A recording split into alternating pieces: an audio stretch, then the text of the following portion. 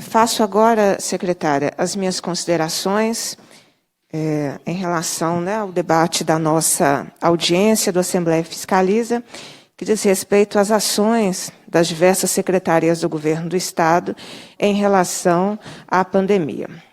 Primeira questão que eu trago, secretária, não é minha, eu estou sendo porta-voz de um questionamento da coordenação do Fórum de Educação, Fórum Popular de Educação, coordenado pela professora Analise, que questiona, então, por que não é viável fazer o que o FEPENG propôs em junho deste ano, ou seja, que a Secretaria de Estado reorganize o calendário escolar sem que se computem as atividades remotas emergenciais como carga horária, junto com órgãos de controle social, sindicatos de trabalhadores, associações de pais, mães ou responsáveis legais, entidades estudantis, até que as condições objetivas para o acesso de todos, inclusive do campo, dos quilombolas, dos indígenas, dos inseridos nos espaços socioeducativos e nos presídios,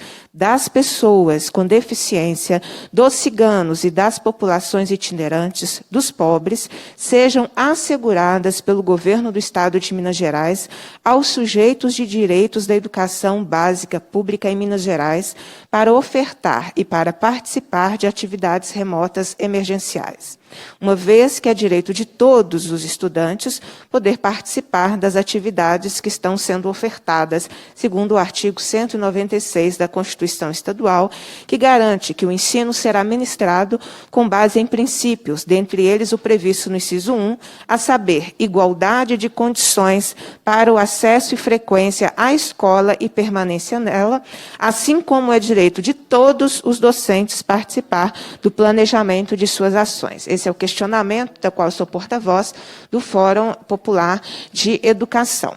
Segundo questionamento, secretária, é em relação a um cronograma para o cumprimento das determinações da decisão judicial do Tribunal de Justiça, o mandato de segurança que está em vigor, em relação às condições de segurança nas escolas estaduais. Nós tivemos vitória do Sindiúti, que impetrou o mandato de segurança em abril, no qual o Tribunal de Justiça determinou condições para os profissionais da educação para que pudessem ser convocados. Eles não foram convocados, exatamente porque as condições de segurança não foram comprovadas. Agora, nesse segundo semestre, a convocação do retorno presencial das atividades foi suspensa pelo tribunal exatamente com a mesma discussão, que o Estado comprovasse as condições de segurança, agora não apenas para os profissionais da educação, como também para toda a comunidade escolar envolvida nesse retorno. O não retorno até o presente momento se dá exatamente porque o Estado não comprovou ter cumprido as condições de segurança determinadas no Tribunal de Justiça. Então, a pergunta é um cronograma para que seja apresentado à comunidade de modo que ela possa acompanhar esta questão. Ainda sobre a questão da pandemia, questiono quantos itens de proteção individual para uso pessoal da rede de ensino foram adquiridos até o momento. Meu terceiro eixo de questionamento se refere aos profissionais da educação. Profissionais que foram os reais responsáveis pelos indicadores do IDEB, considerando que parte do tempo avaliado foi de um governo e parte do atual governo. Então, o mérito desse processo é indiscutivelmente dos profissionais que estavam presentes no governo passado e permanecem presentes no atual governo, porque os últimos indicadores do IDEB pegaram os últimos 2 anos, um ano do governo Romeu Zema, 1 ano do governo Fernando Pimentel. Então, há uma série de questionamentos que eu gostaria de ter o posicionamento da Secretaria de Estado da Educação. É público que, embora a educação compreenda o maior contingente de servidores do Estado, possui uma das menores médias salariais se comparadas às outras categorias. No entanto, o governo pretere a educação em relação às questões salariais. E a pergunta, então, é por que os servidores da educação continuam preteridos em relação a outras áreas do governo? E se essa é uma preocupação da Secretaria, sobretudo nesse momento de pandemia? Ainda em relação aos profissionais da educação, que articulação a Secretaria vem conduzindo com vistas a regularizar o pagamento mensal integral dos vencimentos dos profissionais da educação, bem como garantir o pagamento do 13º salário. Eu questionava o secretário da Fazenda, orçamento e execução do orçamento não é uma questão de opinião. O Estado de Minas Gerais não investiu média de 25%, eu digo média ao longo de 2020, em educação. Nós estamos aí com um saldo do investimento vinculado à educação de 2.457 milhões que deixaram de ser investidos, considerando os impostos arrecadados, o recurso vinculado que efetivamente foi feito em 2020.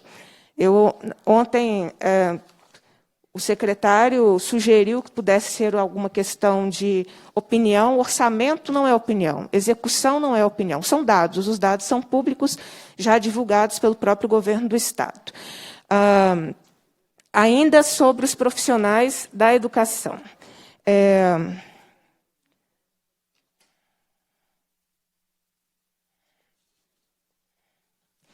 Questiono se a Secretaria realizou um diagnóstico para avaliar a situação dos docentes quanto às condições de acesso às tecnologias para ministrar os conteúdos curriculares de forma remota e qual o direcionamento dado a essa questão, ou seja, os problemas detectados e as ações da Secretaria para solucioná-los.